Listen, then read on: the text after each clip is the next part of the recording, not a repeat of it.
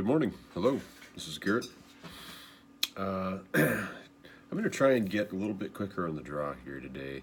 I've been my past 18 videos a little slow in warming up. I've only had not even a full cup of coffee today, and so we'll see how it goes. Hopefully I don't trip, tumble, and fall all over myself in the process of trying to get out what I have to say. But I've taken a little bit more detailed notes, and a little bit pressed for time. I'd like to get out of the house by 8 this morning. It's 7:09, and I want to be able to say everything that I've said that I have written down for notes before I leave at 8. So I'll just get right to it. Yesterday was Memorial Day, and I did a video in which I talked about what it is that would make America a place worth fighting and dying for your country, because not every country would I want to die for, or if I was there and lived there, was born there, would I feel some need to sacrifice myself. There's some kind of rotten countries that I would sooner die to get out of there, and there, and there's many people like that. I mean, North Korea, case in point, there's people that die trying to get away from the oppressive regime of the Kim family. But in America, we've had this remarkable history of young men going off to war, or fighting invaders, or fighting oppressive powers over us in the form of the British. The British did not respect the rights of the colonists, did not respect the colonists, and so those 13 colonies, with their colonists, decided to institute a form of self-government, and to draft a constitution and a Bill of Rights, which would enumerate their rights, including the right to worship God according to the dictates of their conscience, to not be imposed on by a government that would say, hey, this is going to be the favored religion, the favored church in our borders. And the right to freedom of speech was a major importance, because if you're going to be self-governing, you've got to be able to communicate about ideas. You've got to be able to disagree and debate and say, hey, I think this is a great idea. I think that's a terrible idea. What about this? What about that? And, that's not a given. In many places in the world, if you even question the legitimacy of the powers that be and the decisions that they're making, it's you're disappearing in the middle of the night, and so is your family, and nobody's ever going to hear from you or your family ever again, because you've been disposed of. And and again, case in point, North Korea. If somebody in your family is as a Christian, or is critical of the government, or is even just their loyalty is questionable, it's off to the work camps. And then and probably they're going to be worked to death, or executed in some brutal way, or what have you. And this has been true of many communist countries throughout modern times. Certainly true in communist China, in Soviet Russia. Stalin was just insanely suspicious that there was a plot to overthrow him behind every corner, and a lot of people got murdered because their loyalty was questioned. Wasn't even guaranteed that they were disloyal, but their loyalty was questioned. And so if the needs of the many outweigh the needs of the few or the one, then you can and trample on the rights of an individual, or even a whole family, men, women, and children, if you can argue that that's for the greater good of society. But that's an injustice. What is it that they reason when they're talking about putting Jesus to death? Better that one man should die than a whole country. You put Jesus to death, even though everybody knows he's innocent. make up lies about him to justify it, persecute the people that object, intimidate them, and do everything you can to just make it go away, even though he was speaking the truth. That is the classic evil injustice. You know, and it happens. It takes all kinds of different other forms. And Jesus was perfect, and he was the Son of God. I believe that very firmly. I'm a Christian. I think everybody else, it's questionable. You can always find something, some flaw, some skeleton in a closet, something that you could nitpick and say, well, they could have done that a little bit better. They, didn't have to phrase it this way. I don't agree with that. I don't agree with, you can always do that. But does that change reality at the end of the day? If you can find an imperfection in the person who is being oppressed and trampled on, it doesn't prove that they are in the wrong and that they deserve it. And this is very clear for feminists when it comes to how women dress. They're very aware and sensitive to the reality that a woman is not asking for it just because she wears some clothes that are sexy or whatever. And so you even get feminists who they're going to prove the point by showing up at some public event and just rip off their clothes and just parade around screaming obscenities and saying that they're being oppressed, and then act like it's confirmation when they get dragged off the stage for being lewd, indecent, disruptive, and just utterly horrible. But that's not what I think is going on in the case of this Tommy Robinson, who's been arrested in the UK. Very recent development, and I've never really paid much attention to him or what he's doing. In watching various documentaries or news clips from time to time, you'll see an article coming out of Europe about what Islam is doing, what the refugee crisis has done to Europe, what scores of migrant men coming from the Muslim world has done to the culture of Western Europe. And his name has come up a number of times when I'm reading something, because he's been very much outspoken in the UK against especially the grooming gangs, the rape, the violence against British women, against British citizens, which the politicians, the law enforcement in the UK is very reluctant to really do anything about. And obviously, the Brits don't like being raped and assaulted any better than anyone else does. And so when he has the courage to say something about it, then a lot of Brits say, yeah, that's, maybe they wouldn't have the courage to stand up and be the first guy. But once he's done it and he's said something about it, yeah, that's he's talking my language. That's exactly how I feel too. And so, there a bit of a movement has started over the past several years. And I think Douglas Murray refers to Tommy Robinson a number of times in his book, The Strange Death of Europe, which I read, which is I highly recommend it.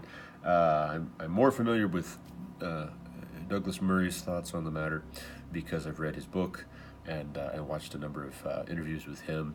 I get the impression, again, this is without doing a lot of research on it, Douglas Murray is fairly well educated. He maybe comes from a little bit of a upper crust compared with Tommy Robinson. Tommy Robinson has a little bit of the I don't know enough about different accents, but he sounds a little bit like Liza Doolittle's people pre Henry Higgins in My Fair Lady. the English accent, the mannerisms are a little bit more rough and tumble, and Douglas Murray, on the other hand, he's talks a little bit more like Professor Higgins. So I've read his book, Strange Death of Europe, and it's remarkable when you look at the history of European society post World War II, and you see, and you go back further. You've got the Industrial Revolution, which allows for a very much a reshuffling of the deck as far as politics, power, money in Europe. And all of a sudden, you don't have to have this landed aristocracy and the clergy with all of the land, and the peasants just with tiny little, corners here and there. All of a sudden, you might have somebody who comes up with a great idea for an invention. He's a peasant. He's just a commoner. Comes up with a great idea for a machine, an invention, and he's got enough land to start a factory. And he builds that factory, and all of a sudden, what do you know? He's manufacturing something on a massive scale and selling it all over the place, and he gets very wealthy. So he gets very wealthy, and he's got money. He's got new money, but he comes from the lower crust. He talks like Tommy Robinson. He talks like Eliza Doolittle. And so the Professor Higginses of society, and the people above Professor Higgins, the princes and the dukes and the bishops and all that, they don't take these new money people all that seriously. And of course, they're not going to just say, "Hey, here you go. Here's some political power. We're going to allow you to weigh in on the decisions that we're making," because you don't come from the right family. You're not coming from traditional sources of power like the aristocracy and the clergy. So you get Darwin, Origin of the Species. He comes out with this convenient idea which says that the nature favors the fit, and that survival of the fittest means you might have adaptations, mutations genetically, which over time are going to produce more fit offspring. You might have some less fit offspring and they die out. But you might have more fit offspring as well, which then are going to rise to the top. They're going to become the ones, the future breeders and leaders, because they survive, and so you might have them supplanting, and you might have Homo sapiens, Homo sapiens, supplanting Neanderthals, right? Because they've got a better brain, they've got the ability to make better tools or whatever. That's what the narrative is. And so these new money industrialists, they hear this idea and they just think, man, that's great. That is really convenient, because we've been trying to figure out how we could supplant the Neanderthals, aristocracy and clergy. And so that's part of why this idea of evolution takes academia, intellectualism in Europe and in the West by storm. It's a convenient foot in the door to changing the political landscape, right? And and so you fast forward, and there's lots of details I'm skipping over. It's worth doing your own research, reading some books about it. There's a great courses series that I listened to several years back. I don't know if it's still around. I'm talking like a decade ago, but it was about Darwinism and evolution and the history of that. I think it was a professor from University of London, perhaps. Anyway, fast forward, you get World Wars I and II, and all of a sudden industrialization allows it has allowed for the mass production of weapons, of uniforms, of vehicles, and so Europe descends into war, a very, very violent war where they're experimenting. Each side is just absolutely flush with this optimism about the future, because evolution tells them things are going to get better and better, and look how far we've come with all these problems we've solved, and all of this stuff that we're able to make now, and all this new money, and so everybody's really optimistic. All these different countries and alliances are really optimistic about the future, and so they start thinking about who's going to shape the future, and they kind of follow Darwin's thinking on survival of the fittest. Hey, let's figure out who's fit here. Let's fight it out, and so World War I happens. Lots of men die, lots and lots of men, and then you fast forward again. World War II happens, partly because World War I was not settled in an amicable way. It was settled in a very spiteful way towards the German people, and I think that in part allowed for an Adolf Hitler to rise and to get traction, to have a hearing. But World War II happens, and you've got even more death and destruction. The weapons are even deadlier. The bombs are bigger. The planes are faster and they fly for further. The techniques, the killing techniques, the strategies, tactics, all of that is developed now. World War I, they were trying it out. How do we have mobile warfare now in World War I? Well, you've got biplanes and men on horses still, and traditional cavalry charges against machine gun nests.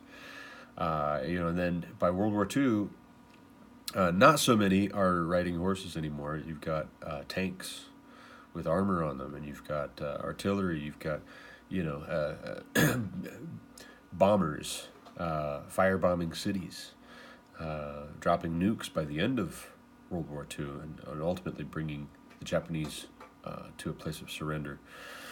But World War II, World War I end up being such bloody, destructive affairs that there's the self-doubt that plagues Europe moving forward from and trying to rebuild from the ashes of those two deadly conflicts. And it's not that anybody that would say, well, Christian Europe was at war with itself, and how great could Christianity and the Christian worldview be if you've got all these Christian countries doing this stuff to each other in World War I and World War II. Germany, Nazi Germany, they were a Christian country. No, they weren't, actually. Do even just a little bit of research. Read Erich Metaxas' Bonhoeffer. Read William Schurer's Rise and Fall of the Third Reich.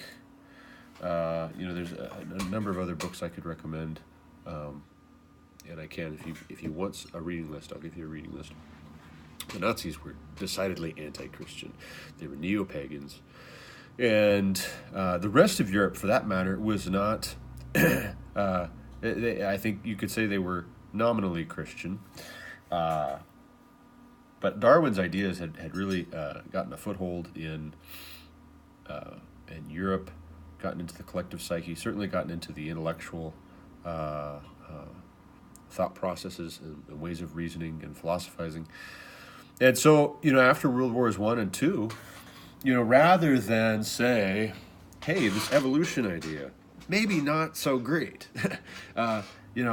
Nazis, they're going to try and hijack this natural selection thing and come up with a final solution to the Jewish problem. Let's just exterminate the Jews and round up anybody who is mentally ill or somehow physically defective in any way, not allow them to breed, in fact, exterminate them and treat them like common pests, dispose of them like so many rats and bugs. And the Nazis, they convinced themselves somehow that they were doing God's work in that. And not God's work, but they were saving the world by doing this because they believed in this natural selection thing. Germany was the pinnacle. They were the most sophisticated. They were renowned all over the world for having the best universities, the best schools, and you had people coming from all over the world to German schools, coming from America. A lot of American higher education. The people that engineered all of that were German educated, and then came back to the U.S. because the Germans had the best schools. They had the best system of education, supposedly. And so anyway, that's a topic for another day. Point being, Europe descended into all of this self-doubt and became kind of self-loathing after World War II and World War One. And as a way of trying to prevent anything like that from ever happening again, rather than giving up on the atheism inherent to Darwin's theory on the origin of species, rather than giving up on the atheism, they gave up increasingly, they doubled down on the atheism, and they gave up on Christianity, by and large. And then you fast forward, and you've got all of a sudden all these Muslims who've been trying to get into Europe for hundreds and hundreds of years, have been trying to conquer Europe for hundreds of years. And traditionally, I mean, in the Middle Ages, they launched military campaigns and tried to invade, carrying weapons. And we Europeans, my ancestors probably, some of them, they fought them back and said, no, you're not getting in here. Like, this is our our continent. Stay out. And so that didn't work. And then you get to the modern era, and it's all the more difficult because Europe's got the advantage. Dominated technologically. We had the industrialization. You had all the materials.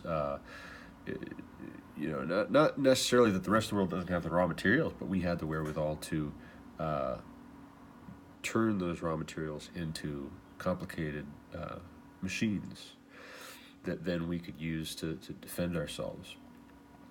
And in modern decades, the past 30 years or so, Europe has taken the self-loathing so far that as men from the Muslim world want to come to Europe, Europe has just opened the floodgates, or the politicians of Europe have opened the floodgates. And I think it's a number of things all at once. It's this perfect storm of self-destruction and suicide, where Europe has said, we're going to prove that we're not racist by inviting all of these Muslim men in. I think that's the front end of it. The back end of it is that they're saying, hey, we kind of miss having some kind of religious faith in society. It feels like our culture has no soul. And boy, howdy, isn't it kind of refreshing that these Muslims, they have this religious faith. And, and there's something in the distant past that Europe remembers of having religious faith in public life.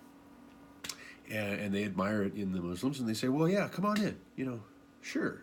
It'll be cool. We'll kind of vicariously enjoy that you guys have religious faith. And even insofar as they detest some of what the Muslims do and how they treat women and how they, how they respond to some things, Europe is almost self-flagellating, because in their godlessness, in their anything goes approach to moral life and public life, because of atheism, because of a decline in Christianity, they are almost hungry for some discipline. And so the Muslims are too happy to come and impose a kind of discipline on Europe.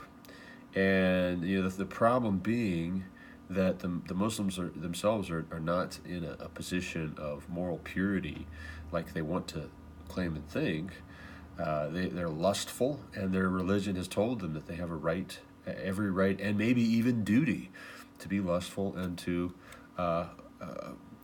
hurt and rape non-Muslim women, and even their own women, but especially non-Muslim women, and that's part of the demoralization process.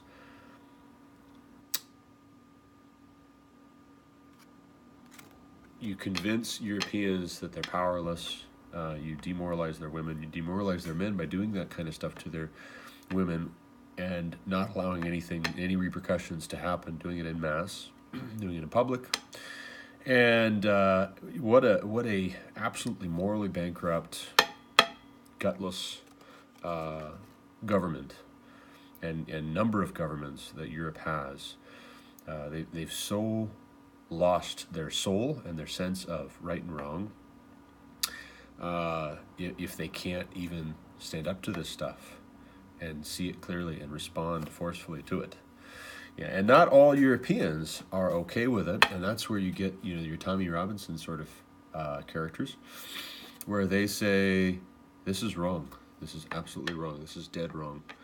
Something needs to be done about it." They have some ounce of manhood left that objects to women and children being treated this way in their own country, and possibly even their own wives and sisters and daughters and mothers being treated this way, and then the Muslim men thinking they have a right to, and then the government standing back and not doing anything about it for fear of being accused of racism, or more to the point, for fear of having neighborhoods torched and having violence against more. Well, boy howdy, you've already lost if you can't do something about it with current numbers of Muslim men acting this way, behaving this way in your own country. You've already lost. I'm reminded of the proverb that the wicked flee, though no one pursues, but the righteous are bold as a lion. And, this Tommy Robinson, I don't know if he's a Christian or if he professes any Christian faith. I don't know enough about him to be able to weigh in on him personally. I'm not endorsing him personally. I've watched a couple of videos. I didn't see or hear anything that was that I would disagree with. From what I've seen, qualifier, I really admire what it is he's doing, that he's having the courage to do it.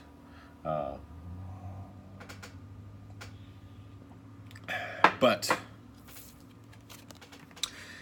the European secularists, the elitists, the heirs of the new money, now they've become the old money too. The industrialists, along with the aristocracy, along with the clergy, they can sit comfortably behind their gated communities and their security guards and all of that, and sit in an ivory tower and pontificate and to say, "Hey, you guys should be nice to those Muslims that are raping you, and stop being racist and objecting to being raped and molested en masse." Shame on that. And shame on social media giants being part of censoring the citizens of these countries as they're trying to mobilize and talk about and report on what's being done to their own people. The media is complicit, social media is complicit, the internet, tech giants are complicit, politicians are complicit, and even law enforcement, insofar as their hands are tied and they're being told, "Hey, these are the new laws that you're going to enforce. Here's the laws you're not going to enforce, at least when it comes to these people that are Muslims and that get angry and they have riots and they break stuff and tear stuff up. It's expensive to replace." What it is, you've been invaded, and you didn't read about the Trojan War, apparently. The Trojan horse, filled with Achaeans, wheeled into the city of Troy, presented as a gift, as if the Achaeans, the Greeks, had left. And then, night falls, everybody goes to sleep, and the Greeks come pouring out of the belly of this horse, and they take the city, and they open the gates, they take the city, they torch it, they put everybody to the sword that they felt like, they rape whoever they felt like, they steal and loot whatever they felt like. And, it doesn't go well for the Trojans. Here the Trojans have been able to hold their city for all these years and years and years. But because the Greeks presented their method of conquering the Trojans as if it was a gift and a tribute, the Trojans were blinded by their pride, complacency, and to their demise, to their and through the centuries, now they're supposed to be this example for us of folly at a critical juncture. I think so. Also with Europe, you've been invaded, and these Muslim men. As long as some brain dead politician has said that it's just tough. It's tough where these guys come from, these Muslim migrants. It's you just don't understand. You're not sympathetic. It doesn't matter. You don't care about brown people. That their country is so poor and there's no jobs and it's just violence and war and no economic opportunity. We have to let them into Europe so that they have economic opportunity, so that they have some peace and safety. It's dangerous back in their country. You know why it's dangerous? You know why there's no economic opportunity? It's because of Islam. It's because the culture that these people have developed in their own country or been unable to develop because of Islam is so backwards. And I mean backwards. I mean it literally, like, we build roads. America and America's allies went into Afghanistan and tried to take the Taliban out, right? And the Taliban being this extremely strict Muslim government in Afghanistan that was defending Al Qaeda, supporting them as Al Qaeda was flying planes into our Twin Towers and Pentagon here in America.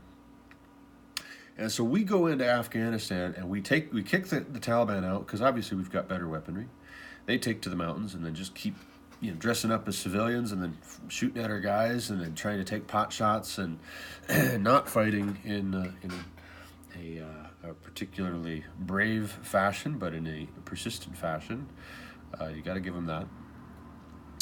And so once we kick the Taliban out, we're trying to rebuild the country. We're trying to give it things that actually, if you read your history, in a lot of cases, Afghanistan had, 40 years ago, before the Taliban took over, and the Taliban literally took Afghanistan backwards in history, and even before our own eyes, like America would put all of this money into building roads and building schools and trying to build infrastructure for the Afghan people. And then what would the Taliban do? They would blow it up, literally blow it up. And I'm not talking about, hey, they don't like it and they're criticizing it. They're just complaining about it. I mean, they literally blew up the things that we tried to build, and then we would rebuild it again and rebuild it again and rebuild it again. And it's insane that America has thrown so much money at Afghanistan. Just let the place, go in. If these guys are attacking your country, go in, shoot who you need to, and then get out. Blow up their stuff. And if they don't want it rebuilt, then fine. That's on them. We are under no obligation to rebuild their country. And maybe at a certain point, their people will do something about that and change their ways. But if you just keep giving your own money as if there's an endless supply of it, it's ridiculous. Anyway,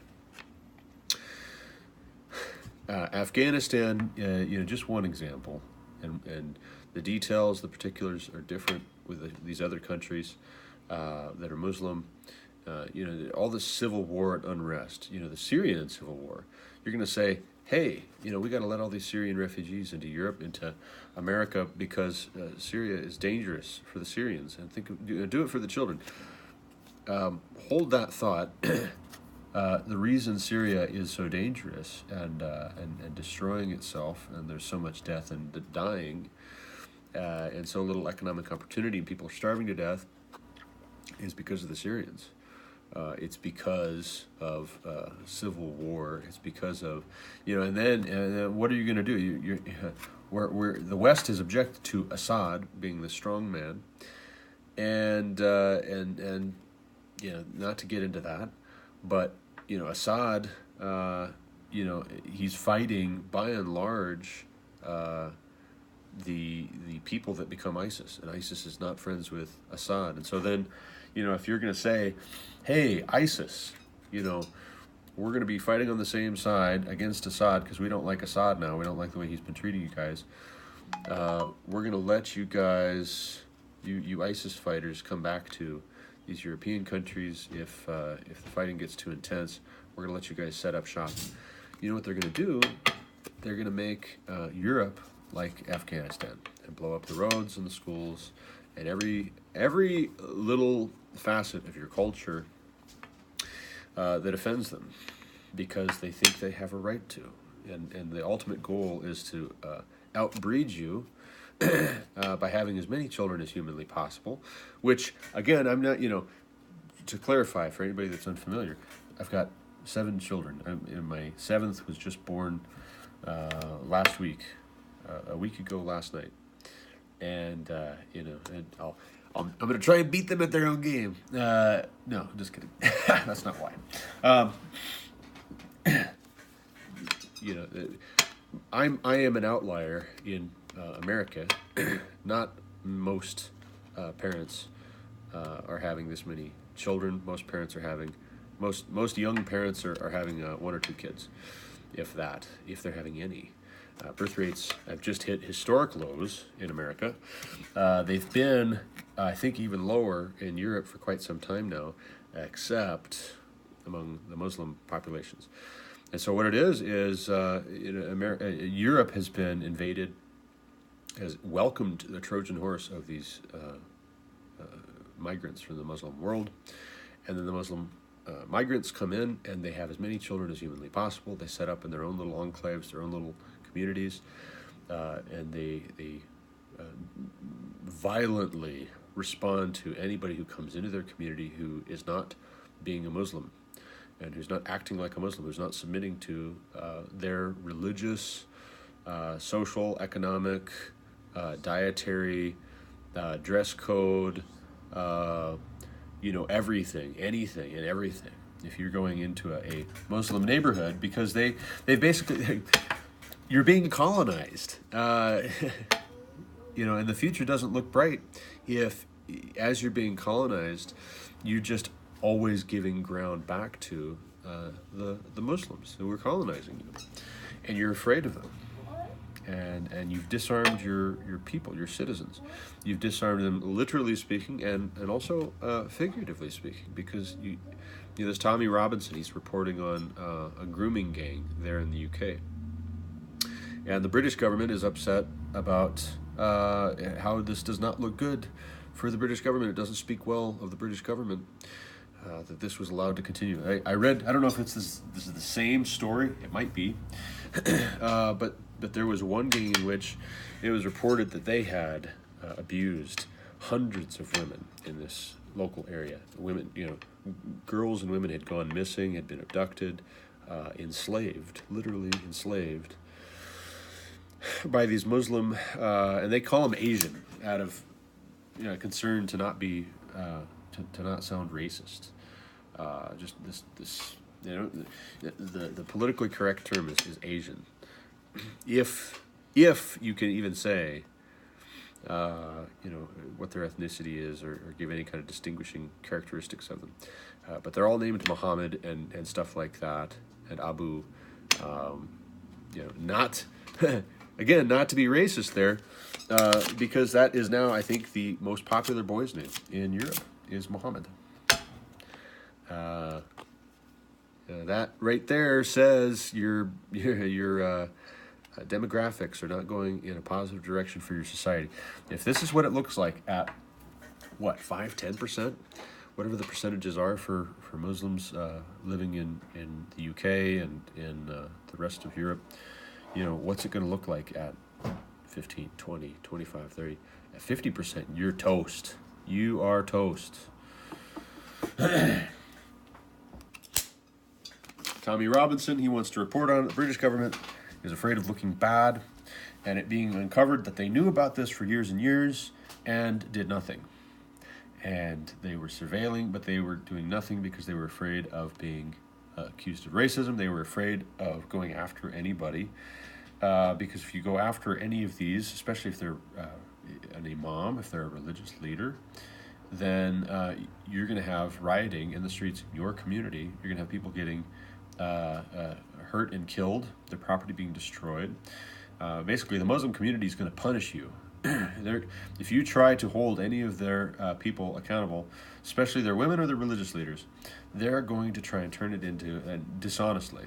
And again, I mean, you could say that's racist to make some kind of a blanket statement, but it's written into the moral code of Islam. This concept of taqiyya, which is basically it's divinely sanctioned lying, whereby you can tell untruths if it helps to advance Islam. If you say, well, no, we're not trying to invade Europe. No, why would you even think that? I don't understand. A crazy accusation to make.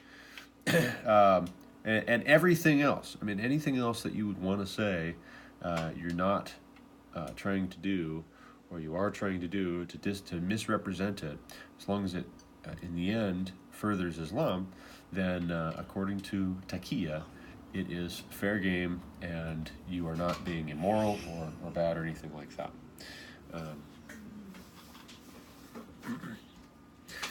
So I want to draw a parallel here, because I'm running against this 8 o'clock time that I set for myself.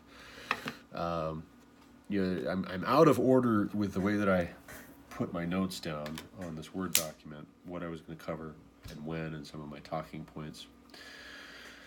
But I want to move back to the U.S. for a second, and I want to make a point here about the LGBT movement. And you're going to say, well, what does the LGBT movement have to do with these Muslim grooming gangs and Tommy Robinson being arrested in the UK and sentenced to 13 months in jail?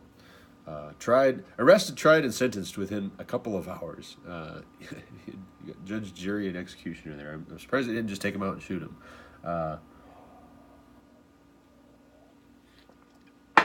What does the LGBT movement have to do with all this? Okay, well, so you've got a new letter being proposed to add to LGBT.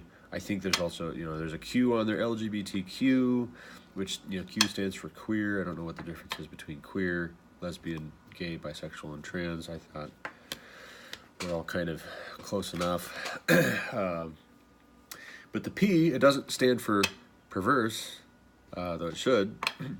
The P stands for pedophile, pedophilia. And so the LGBT movement is toying with this idea of normalizing pedophilia and making that the next cause, whereby you're going to say, and Salon, and other publications have published content from people trying to normalize pedophilia, make it sound okay, make it sound like it's no big deal. It's just like any other desire that someone would have, and aren't you a hateful bigot if you object to that, if you find that reprehensible, if you frown at that, if you say that's evil. This is not hypothetical, it's not crazy talk, it's not tinfoil hat. What's remarkable to me too is the people, small rabbit trail, the people who they hear stuff like this and they say, that'll never happen, that is ridiculous, are the very same people that when it happens, they say, well, what can you do? Right? They didn't want to take it seriously before it happened and do anything about it to prevent it. And then once it happens, they act like it's just a foregone conclusion and that it's completely out of our control. And what it is, whether they're arguing on the front end before it happens or after the fact, they just don't want to think about it. That's all it amounts to. It is cowardice. It is ignorance, willful ignorance. They don't want to think about it, and they don't like you asking them to think about it. And they really don't like you acting like something should be done about it. That's what they object to, and that's why they talk in nonsense about it. That'll never happen. The pro-LGBT people years ago acted all offended when debates about gay marriage and marriage equality led people opposed to say this is a Pandora's box.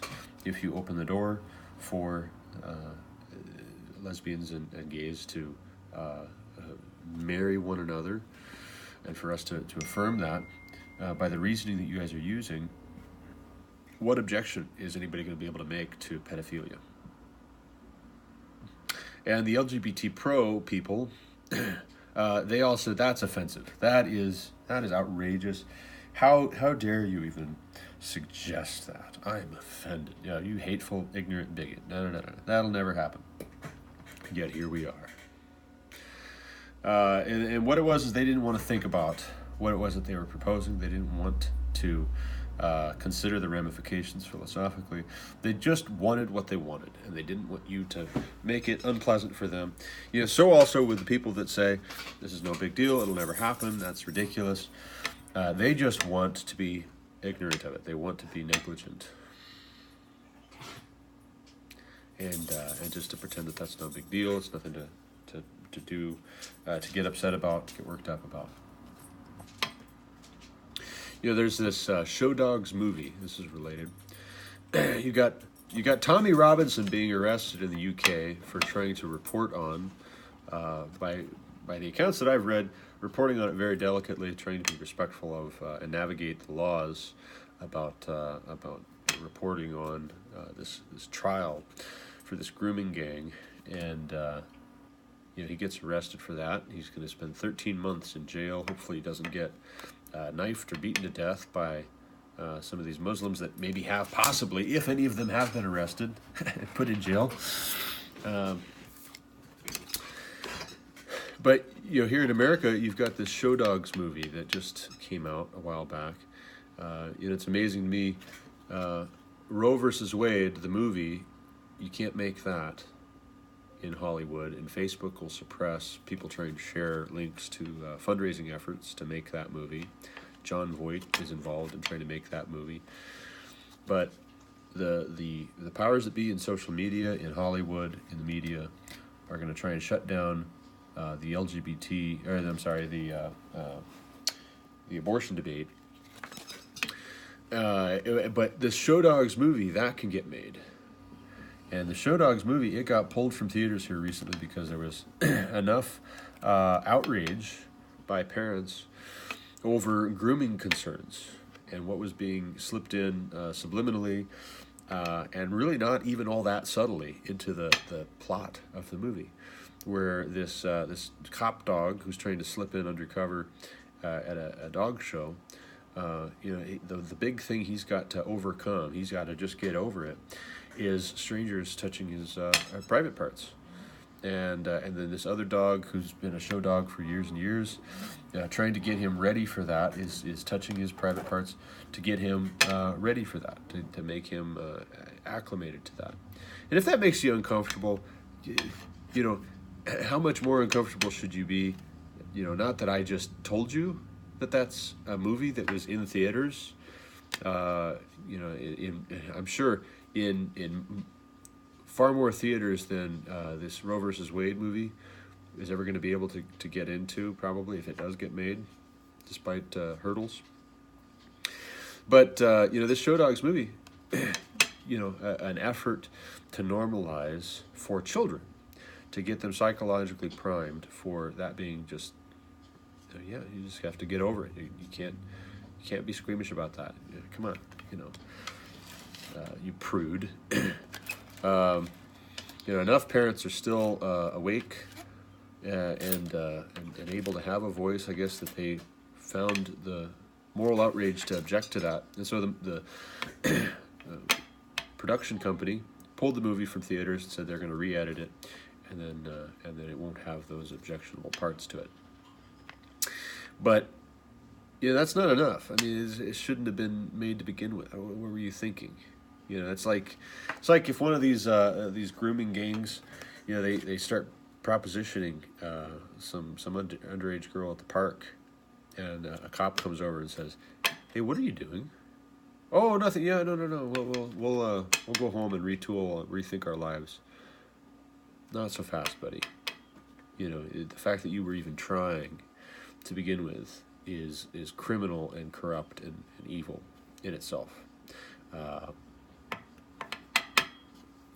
It's appalling that we even have to be on the lookout for that kind of stuff. But as Islamism gets more and more traction in the West, as increasing percentages of our populations are Muslims. You look at the Muslim world. You look at Afghanistan. My brother, he served, and would tell me that they could hear, and were told they could hear the boys being raped in the night, and crying and objecting and asking for help or what have you, and they were told to do nothing, to stand down, don't get involved, don't interfere. That is just their culture. That's what they do. Evil, evil, evil.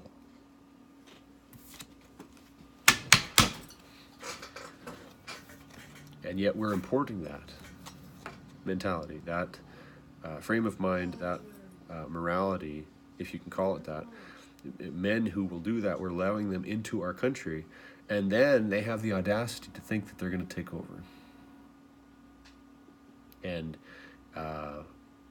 we deserve to be destroyed if we don't have the moral clarity to object to that. We don't have the guts, the manhood to object to that and to stop that. Hats off to Tommy Robinson, despite threats and intimidation and incredible pressure. Hats off to him if he's just a man who still has enough manliness and enough guts, enough integrity to object to that on behalf of his people. That's admirable, I think. I'm sure he's an imperfect person, but I admire that. I respect that. I appreciate that. I hope he's all right. I'll be praying for him. One last thing too, I end on a positive note. If anybody's still watching here, I watched the movie Dunkirk yesterday, and Dunkirk is this just fantastic movie, phenomenally put together by Christopher Nolan, one of my favorite directors. He's the guy that made the Batman trilogy with Christian Bale as Batman, Heath Ledger as Joker, and also made Inception, which I thought was just fantastic movie. And so Dunkirk is this World War II flick, and it's so well put together, so well made. You really feel the desperation. You feel you empathize with these soldiers who are they're trying to evacuate the continent and get back to Britain as the Germans are closing in. There's vastly more powerful and more numerous German horde is going to capture them, and surround and capture them, and then who knows what they're going to do? Probably go and face some pretty stark, unpleasant prison conditions at best, prisoner of war camps. But it ends up being, not to give the movie away, but they are evacuated, many of them, because fishermen. Every available vessel from the British islands is called up, and so you've got all of these just common men who are bringing everything from these little fishing vessels to recreational sailing yachts, and they're trying to get as many of these men out before the Germans break through and get in there. And as these men are waiting on the beaches, they're waiting for vessels to come and get them. You've got the German aircraft coming in and strafing them, shooting up their columns and lines. You've got bombers trying to torpedo these British naval vessels, sink them with men on them. Sinking hospital ships, sinking anything they can. And so you've also got these British pilots who are up in the air, and they're trying to get the German fighters off their men, trying to save them. And so you've got these dogfights going on in the sky over the British Channel, English Channel. And, it's just fantastic. There's not a great deal of dialogue with regards to the as far as I can tell, the hero of the story is this one British pilot played by Tom Hardy, who has been in a number of Christopher Nolan's films. He was in Inception. He was in Dark Knight Rises. I think Batman movie that Christopher Nolan made. Also in a movie called Lawless. Plays a pretty badass character in that. Not recommending the movie. It's pretty gory at points. Pretty uncomfortable at points. So that's a movie about prohibition in America. But this hero pilot comes in and he's trying to shoot these German planes down, and remarkably successful. And his wingmates, they get shot down. The first guy he gets taken out pretty early on, crashes. The second guy, he makes it for a while, and then he gets shot down. And then this third guy, played by Tom Hardy, he just keeps at it, and his fuel gauge is knocked out, so he can't quite entirely tell how much fuel he's got left. He relies on the other guy, as long as they're flying together, to tell him how much fuel he's got left. Because you've got to figure out, you've got to have enough fuel to get back. You have to conserve it. You don't want to use all your fuel up when you're out, over the water or fighting, because then you're toast. Your plane's gonna fall out of the sky. And not to give anything away, sorry, spoiler alert. You can just close out of the movie now. This YouTube video, if you don't want me to give away the ending. But he is faced with a choice, and you can see him. He's calculating by flight time about how much fuel he's got left at any given point in time, and you see the decision on his face of, do I turn back? Do I stay at it? I'm the only guy left out here to actually get these German planes off of our troops. And you see him, he's just, do I go? Do I stay? Do I, but he can see that there's these threats. And he just, in the end, decides to stick to it and stay out there. Because, look at all these men who are going to die if he doesn't. Look at the cost his side is going to pay if he doesn't stay at it.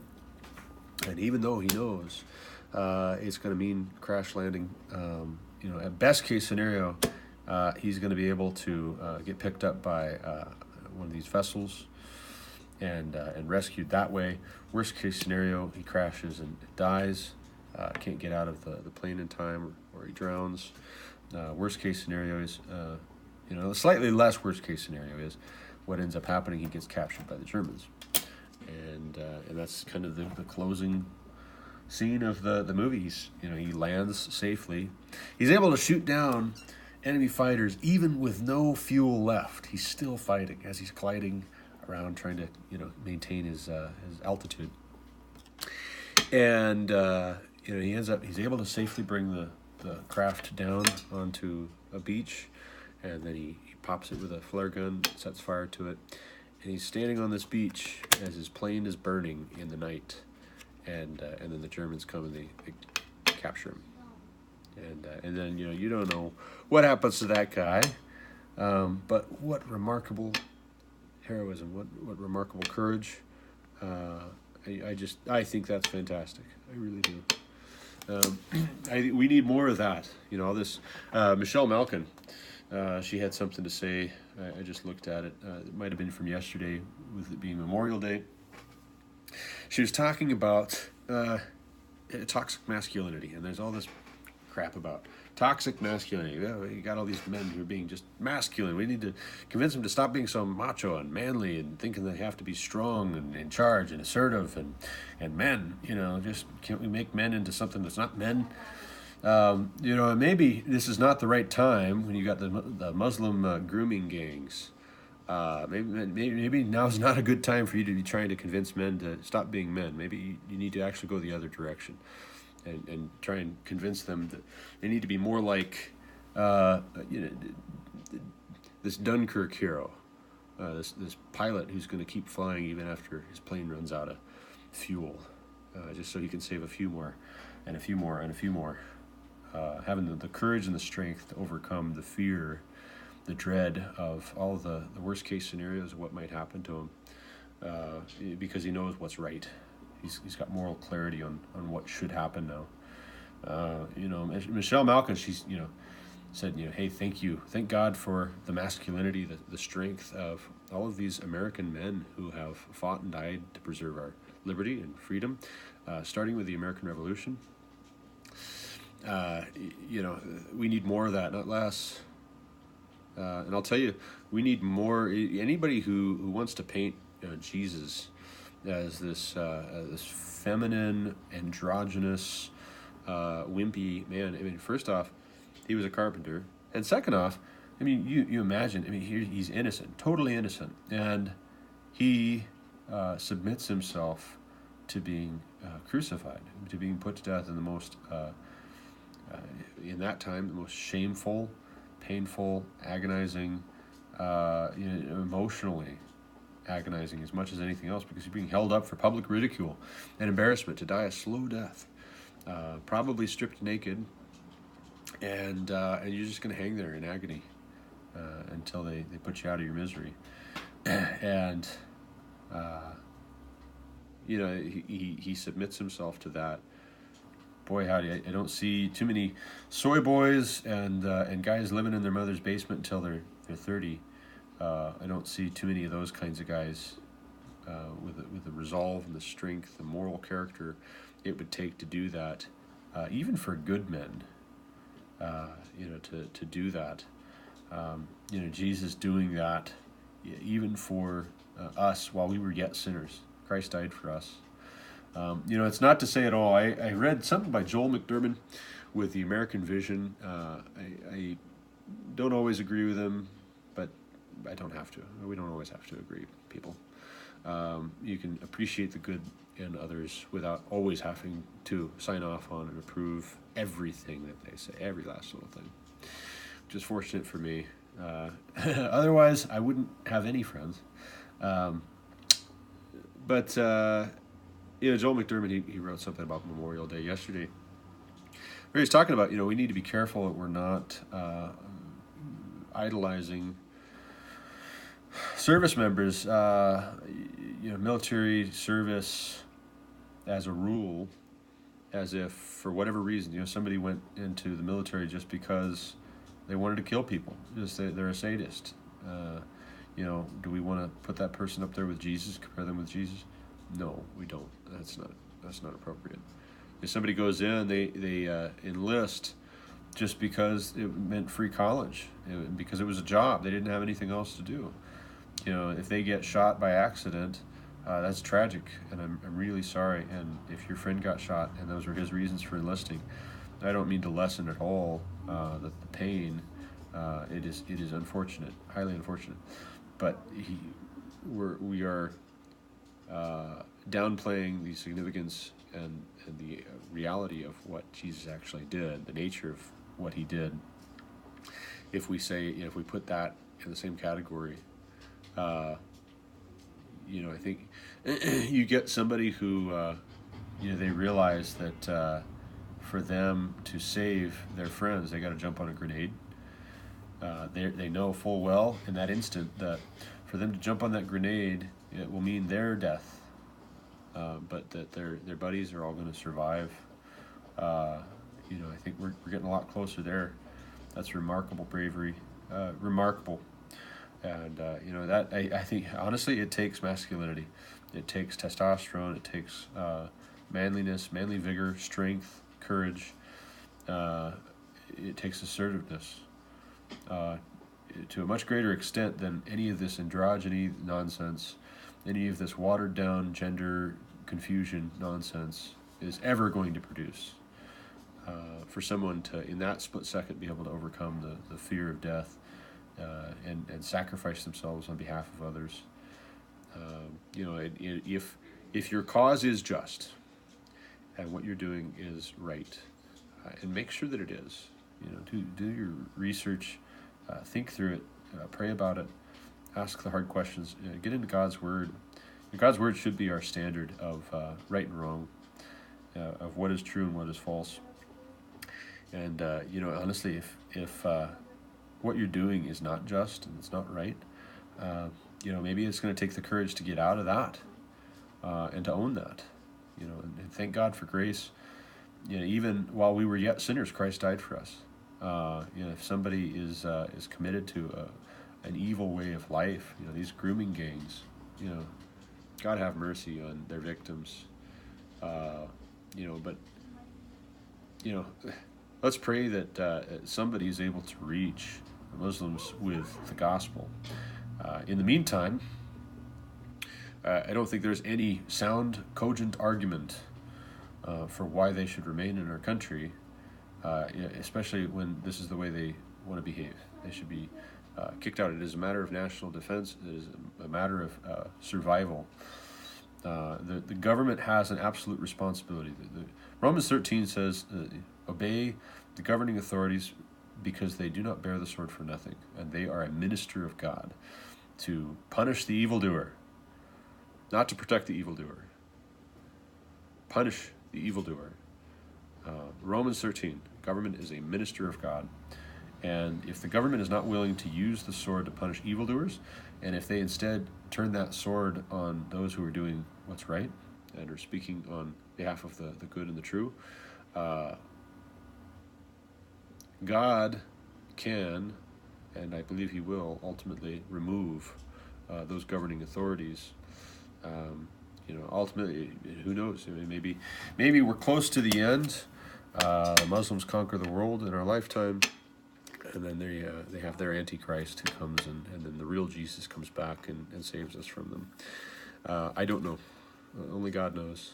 But what we are responsible for in our day-to-day, how we treat people, how we treat the truth, speaking up for those who are oppressed, having the courage, the manly vigor to object when evil and injustice is being perpetrated, speak up, especially on behalf of women and children. That is our responsibility. And shame on any man who abdicates that for fear of a riot or threats of violence. Shame on that man. Growing a good beard, having an impressive gun collection, being able to rebuild an engine from scrap, all that stuff, that might be nice. But, I wouldn't take anybody's man card away if they're not able to check those boxes. You can't grow a beard? Okay, it's fantastic. Some people genetically it just doesn't work. I think if you can grow a beard in this day and age, it might be a service to everybody who's just a little bit gender confused if we can tell that you're a man. Help a brother out. If you can't grow a beard, great. If you don't have any guns, whatever. You can still be a manly man. But by golly, I mean, the final straw is if you can't stand up for women and children, then your man card is revoked.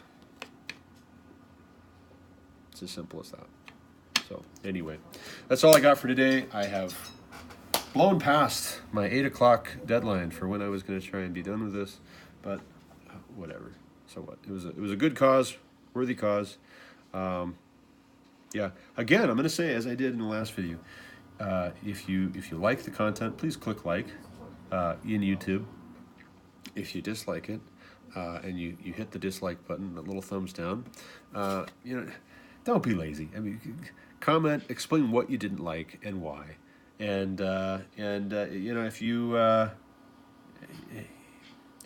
if you like the content enough to where you'd like to see more of it on a regular basis, hit subscribe, and that'll be a little bit of an encouragement to me. Shoot me a message. If you like it, you dislike it, you hate it, you love it, whatever. I'd love to know. Love to have a conversation with you. So anyway, thank you. God bless. Have a good day.